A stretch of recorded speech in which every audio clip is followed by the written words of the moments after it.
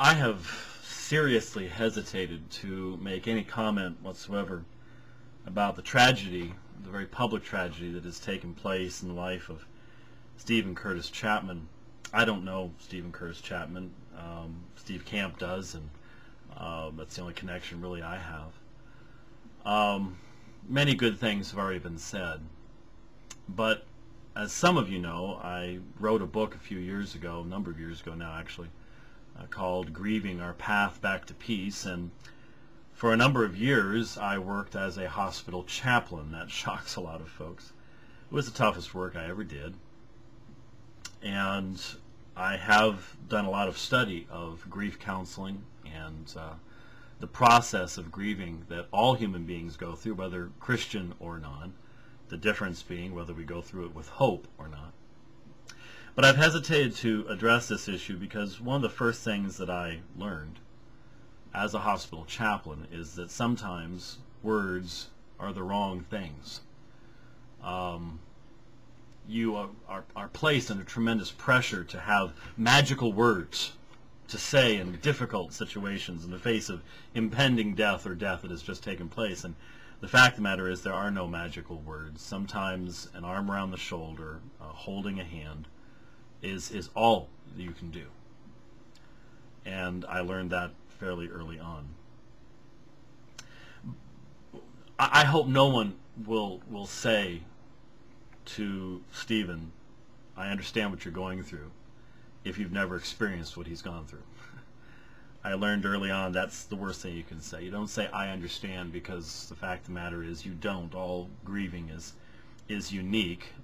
Grieving may have commonalities amongst us all because we're humans, we're made in the image of God.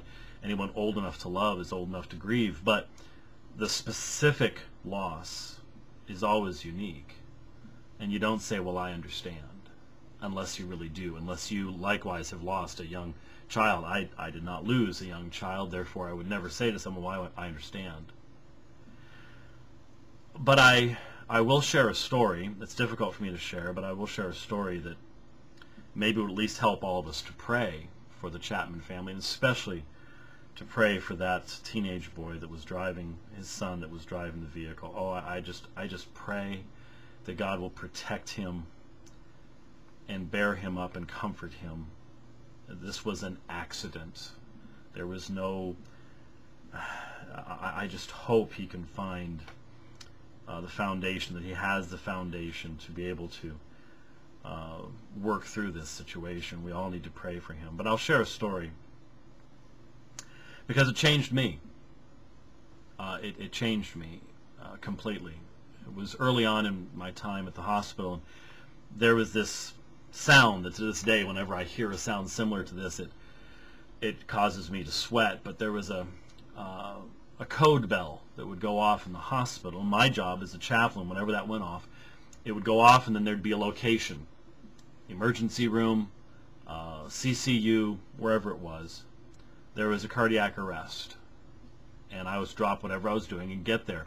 And my job, in essence, was to be the person between the family and the doctors, an avenue of communication.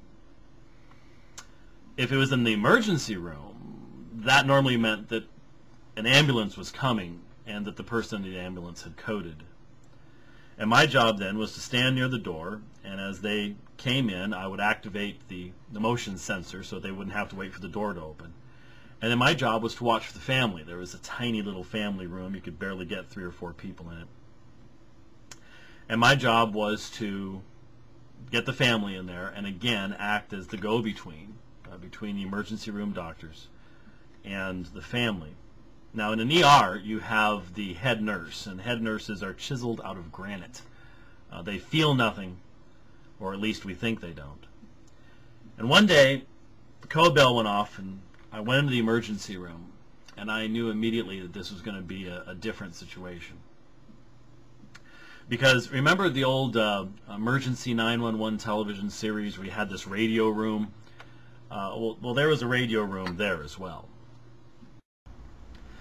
And as I came into the ER, I saw everyone was gathered around the radio room. And I also saw more police than I had ever seen, and more kept coming. And I was informed that there was a 9-month-old baby girl being brought in who was in cardiac arrest. I wasn't given any more details than that. There was just a heaviness in the room, and when the ambulance pulled up, I see coming around the corner this gurney, and this huge fireman is riding on the gurney. He's standing up on the gurney, and he's doing little chest compressions like this on this beautiful baby girl who was not 9 months old, she was 6 months old. And so, of course, I activate the door. They come rushing by. He has this horrible look on his face. And I start looking for the family, and here comes an older woman. And that's when I discover this isn't Mom and Dad. This is Grandma. And this is the first time that Mom and Dad have left Baby with Grandma. And the story starts to come out. Grandma put the baby on a mattress on the floor.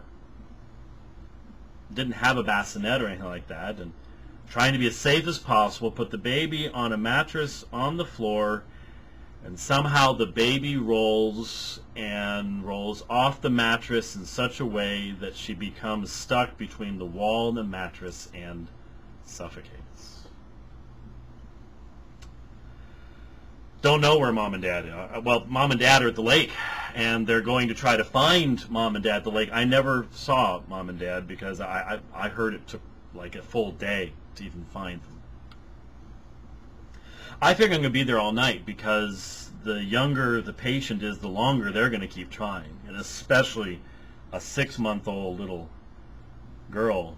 But I was very surprised at how quickly they called the attempt. There was just no response. It was way too late.